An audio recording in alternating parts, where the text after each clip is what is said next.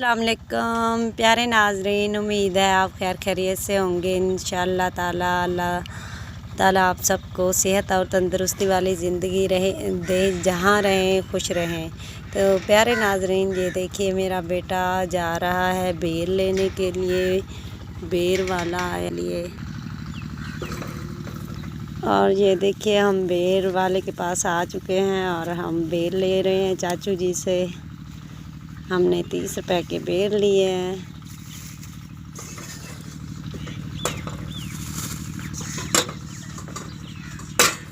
तो प्यारे नाज़रीन, हम बेर ले आए हैं और यामीन बेटा बैठ के खा रहा है। यामीन बताओ बेर कैसे हैं? मीठे हैं। और ये यामीन को मैंने धो के दिए और ये खा रहा है। तो कमेंट्स में बताइएगा आपको हमारी वीडियो कैसी लगी।